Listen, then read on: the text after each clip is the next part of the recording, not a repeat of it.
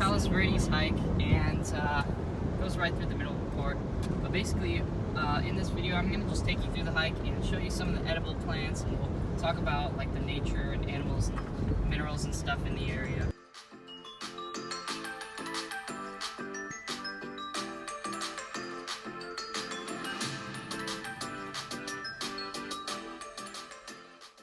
Alright, so we're here in Palos Verdes, and we're about to go on this hike. It's in a really cool place next to what used to be a school, now it's a community center. And this is one of my favorite hikes that I can get to close by in Long Beach. You can see Catalina pretty easily, and we'll get a better view of that once we're way up on the ridge. You can already see some cool plants around. Peppercorn tree, this is not the native variety, but somehow a bunch of these kind of peppercorn trees got introduced to the Palos Verdes area around California.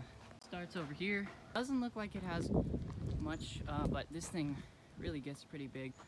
We start off with a very poisonous plant right here. Never eat this. Don't know what it's called, but it has some kind of red berries in the inside. You cannot eat this at all. Very poisonous. Already starting to see quite a bit of mustard greens right here. There's gonna be a bunch more as we get up the hill. Right here is a bunch of dried mustard. This used to all be blooming mustard.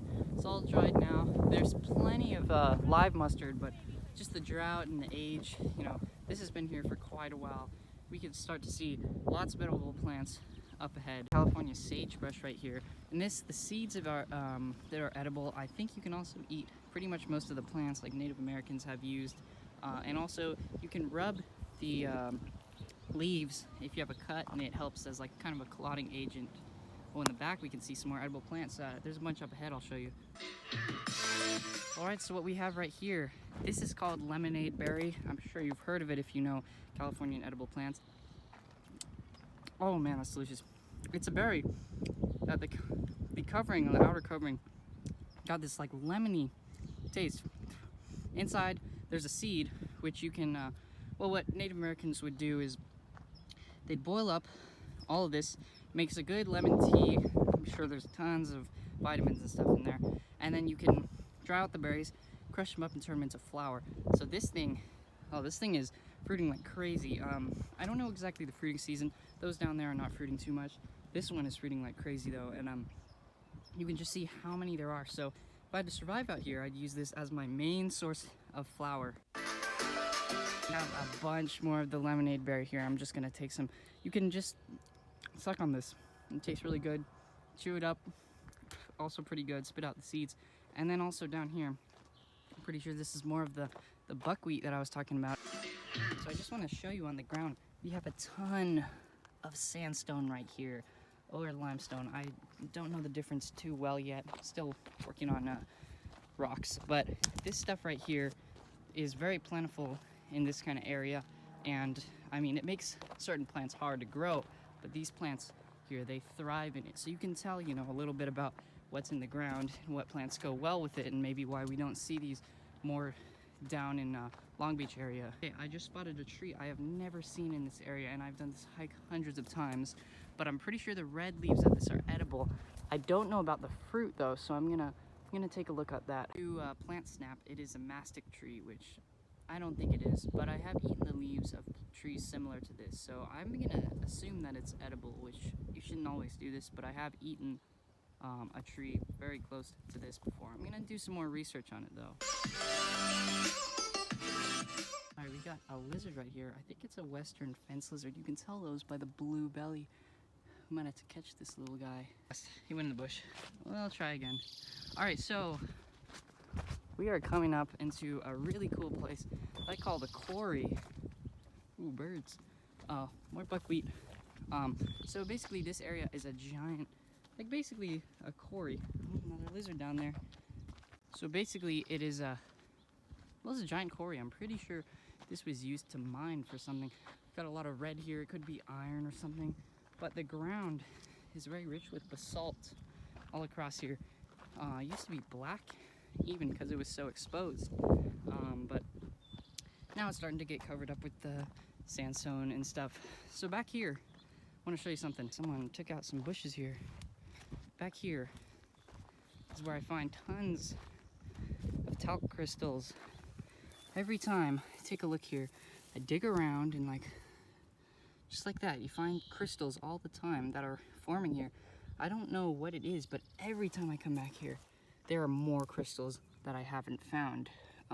I don't know if they're just really rapid growth or, you know, I just missed them, but every single time, it's crazy. First time I came here, I looted, and they're very, very clear, very good quality. So they must be either very fast growing or I just am not finding them all. So there's plenty more places that you can find crystals like these though. We'll show them later. Oh, what a view. Just turned around. Look at Catalina right there. All you can see is ocean. We're basically in the middle of nowhere right now. Wow, what a view. You can literally see the globe curve. That is just how much water we have in front of us right here. And this is a beautiful hike.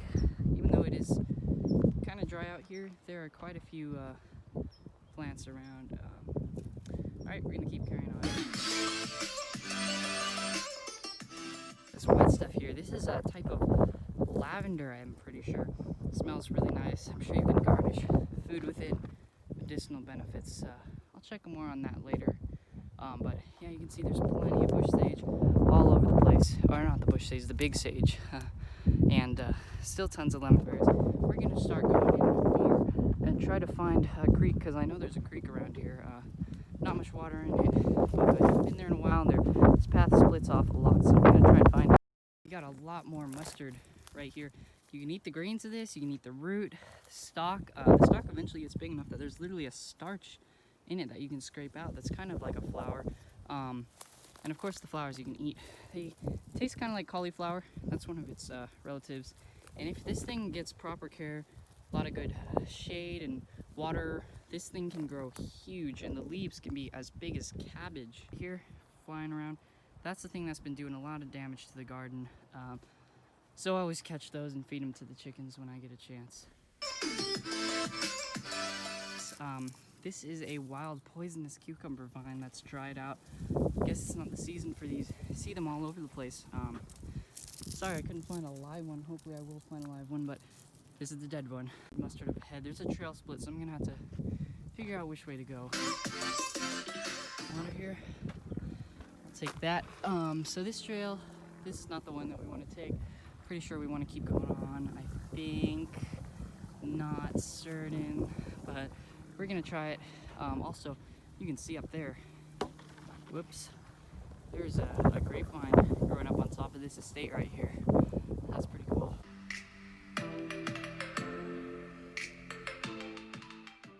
Great view down there. You can see all those banks. We might go down later and check out the tide pools down in the Crystal Cove area. Anyways, we're gonna carry on here. You can see there's tons of all this sandstone being shaved off here.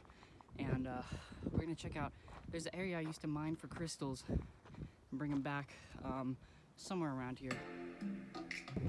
Chop open the cactus. Usually you can find water inside, but be warned, it's usually not the kind of water you'd be ready to drink. Probably boil it. I'd probably sieve it a bit. Usually sometimes it can contain like starches, toxic stuff, even stuff like cyanide, like yucca plants that contain that in their roots. You gotta boil it out and stuff.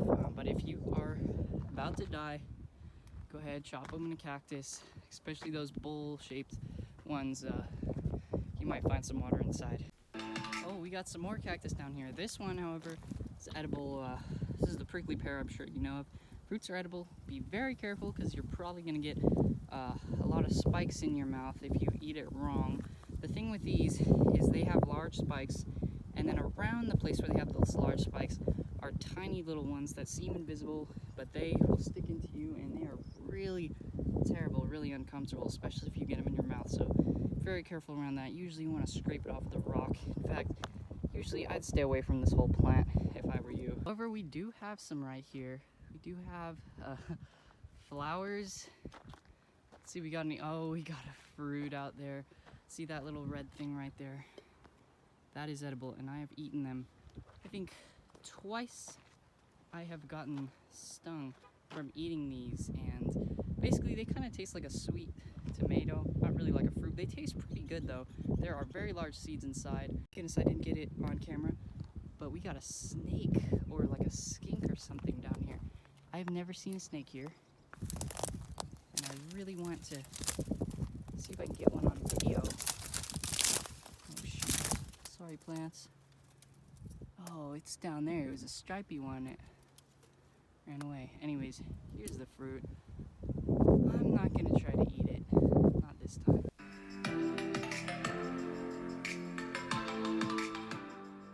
Dude, it's just crazy. I can't even see it with one image without using peripherals. There's some weird boats down there. But yeah, it's just beautiful. You can see Catalina so well. I'm gonna zoom in on that. You can even see like the ridges and where the mountains shape down into the water.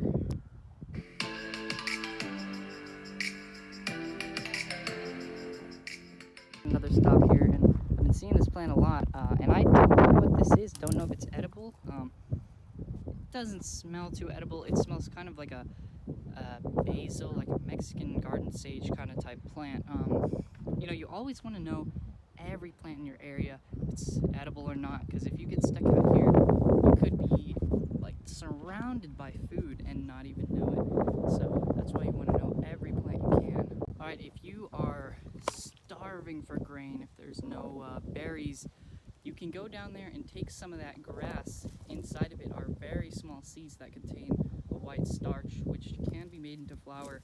We're about to make the descent down to the river. It's probably a dried up creek by now, but yeah, right here there's so much foliage, so you know, you never know, there could still be some water.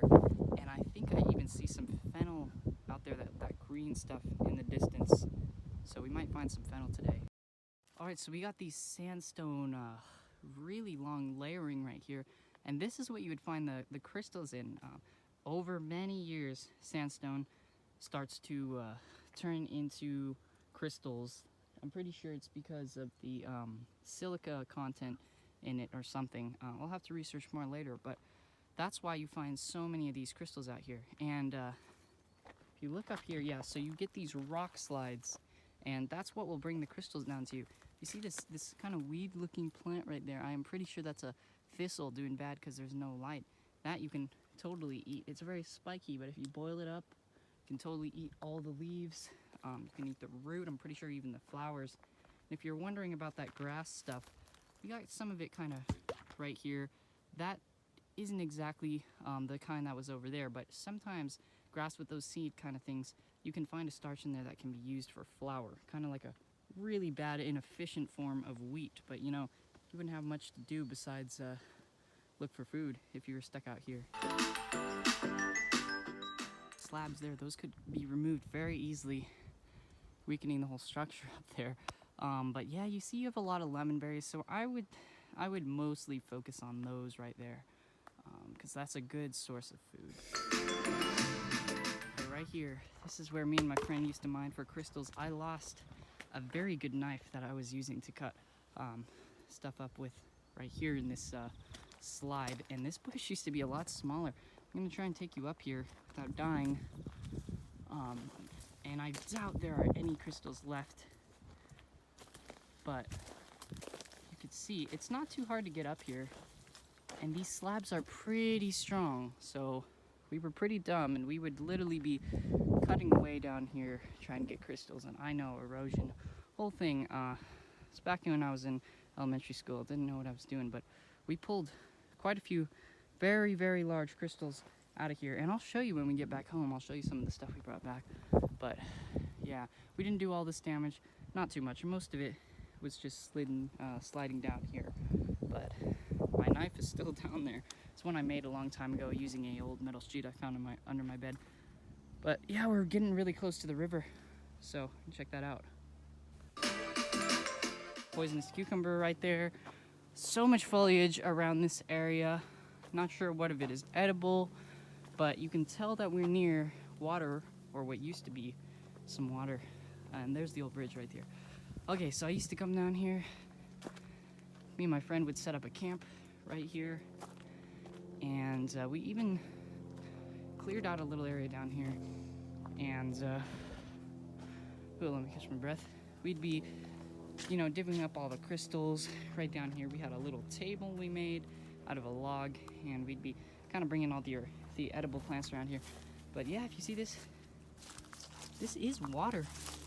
It's terrible. Like looks like it's filled with chemicals, but underneath all that is water. So what you would have to do is you'd have to sieve this through a shirt, probably. Shirt drip system, a cloth or something. Then you'd probably want to boil it after that. And I don't even know if it would still be good. But if you were a survivalist out here, that would be your first thing you'd want to start working on. Then you go for fire, and then maybe start working on all the edible plants. But yeah, this is basically the creek. Haven't ventured up too far. I'm not sure where the water comes from. I'm pretty sure it's mostly just rain. But, you know, that's it right there. And got a little bit of this I would keep around. This is wow, that's a very soft green right there. That's one of those kind of like dandelion lettuce type weeds. That would be a great green to eat. I'm pretty sure this one is edible. It's got really nice leafy greens, good stalk. And the way you test this is, you know, you start eating it a small bit at a time, seeing if it has any irritation, and you maybe digest a whole bit of it. You want to go very small and drink a lot of water just in case it's toxic. But this one I'll have to try researching, because, you know, if I was stuck out here, I would love to eat that. I have more of a weed, but basically the same as that other thing, another green you could use. You don't want to rely too much on weeds out here, which, I mean, you can't find that plentifully. You find stuff like this, stuff that's more native, especially like this. Oh, right here we have a white mustard. See, this stuff, it tastes very peppery, kind of spicy even, but this stuff I'm pretty sure you can use the root, and I know you can eat the leaves. For a fact, I've eaten them quite a bit. Look at that, we got a little bit of buckwheat down here. So yeah, this is a great place to set up camp. Mustard, we got more of the lemon berry, and we got our poisonous cucumber right here.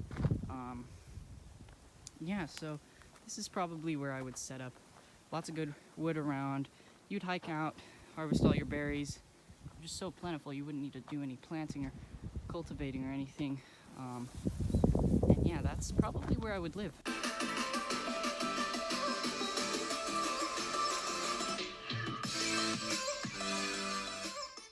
This is interesting. The ground kind of changed up here, more cracked, which kind of says that maybe water flowed through here. It is really hard though, but the cracks, I mean, it might be kind of like a clayish type, held together with some decaying material. But if you dug down here, you might find some clay and stuff, since there isn't too much limestone. And the foliage has changed quite a bit. We're getting more of this stuff, which I don't know what this is. It kind of looks like a weed that I know of, but it's not. It seems like a native plant around here, and we're seeing a bunch of this grassy stuff, which I also don't know what that is. So there's always more to learn, you know? And that's why I do hikes like these.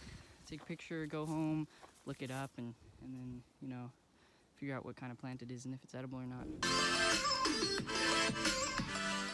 Got a crow gliding around here. That isn't too uncommon, searching for dead stuff. But what you usually, sometimes rarely, will see are ospreys or turkey vultures or red-tailed hawks flying around. Oh, we got a swallow right there. Kind of hard to see, but it's cool when you see birds like that, the red-tailed hawks and stuff. Those are cool. We're about to come up on a great view right here. It's like we got a closed off trail right here. I don't even know what this goes to. If that bush wasn't there, this view would be perfect. You know, it is perfect, whatever. Bush hides the country clubs. You can literally see someone's backyard right there. What the heck, what are they doing? One reason I wouldn't want to live there. But yeah, anyways, there's our view, and we're gonna make the descent. We've gone through most of the edible plants that I know of by now. Seen some cool animals. Not the best, but there might be a few more down there, so let's head down.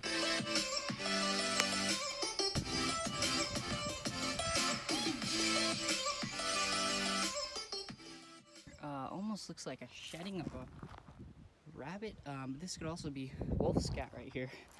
But I don't see any organic material besides the fur there, so I'm not really sure what this is.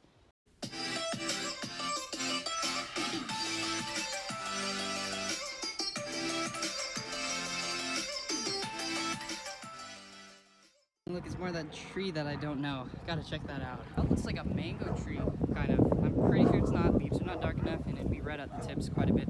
But seriously, you know, that looks kind of like a fruit tree down there. And we didn't find any fennel. I saw some outer. Usually you can see the fennel in here, but it usually blooms. Well, it usually grows up more in November. Oh, there is a stalk right there. I'm gonna take a look at that. Well, we did find some. There's some seeds on it. That plant right there, that greenish stuff, that is a fennel plant right there. That stuff tastes delicious, kind of like black licorice. Even if you don't like black licorice, you would love this. It's a very strong herb, and it tastes really good. I just used it to season some lemonade today, but you can cook it with steaks, and I'm sure you've seen the fennel seeds dried, delicious. So I hope you enjoyed the hike part.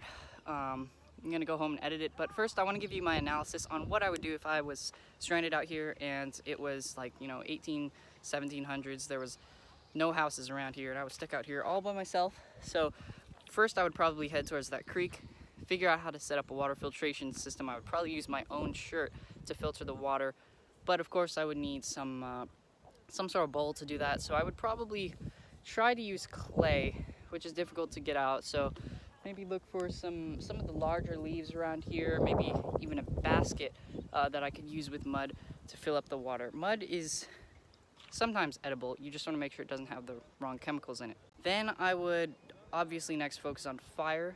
I would probably do the stick spinning method. Find some dry brush, very fine, strip it until it's like the smallest, easiest to light up. And then I would focus on food. There are rabbits around here, probably go for lizards, but of course I would take on all the greens that I could find. Probably work with that lemon berry over there and start to try to make a farming system for that. I would harvest all the berries, hopefully by then have some sort of like a bowl or something that I would boil them up in, dry them, crush them, turn it into flour, and then I'd use the water to make some cakes out of that. Then I'd probably be onto the trapping stage, make a few snares, try to catch some rabbits. That is a lot harder than it looks, but by then I'd probably have fire, so even if I could catch rabbits, then I could cook them up, and I would use all this stuff around. There's palm trees around here. I don't know if they are native here, but if there were those palm trees right there, they are in someone's yard. If there were palm trees, I would definitely try to get some of those leaves because those are great for water collection, great for plating, and then brush. Rope is a very important tool. So food would be my main goal, and then of course there's tons of rocks around, so I would probably try to make some sort of grout out of them with the water and crush up all the sandstone. And I don't know too much, but I would try to make some clay and turn that into something of a survival-ish base, maybe like even a house using all the wood, because as you get into that river area there is quite a bit of foliage and even like wooded grove kind of trees. So from then I'd probably try to clear out a plot. This is like a very dried up and clear area. There's probably a lot of erosion and not very good for holding water, but it is clear, so I'd probably use an area like that to there's a fly in my face. Probably to grow new kind of plants, maybe even cultivate some of the rarer ones like fennel. I would probably try to grow a field of that, and maybe even a field of all those lemonade berries, because you know you can't forage for everything. But basically, you know, what you do from there is get better at trapping, maybe even start farming the rabbits, and then start finding all the rare plants you can, bring them with you to your farm area, and just start, you know, growing more of those. Of course, I can't do that. But maybe someday I will, and maybe someday I will get stranded in an area like this, and I'll have to use those survival skills to survive. But this is a beginning of a series that I think we'll be doing a lot more, hiking and just general survival, because, you know, we can't stay in the backyard forever. Basically what the series will be is I'll take you on hikes, I'll show you what I know about edible plants and survival, even urban survival, kind of like the one I showed in the last episode. But yeah, it'll be real cool. Maybe we'll even make some wild edible dishes, and I'll just show you what we can cook and create from all the stuff I know. Anyways, thanks for watching this video, and hope you enjoyed it. See you in the next one.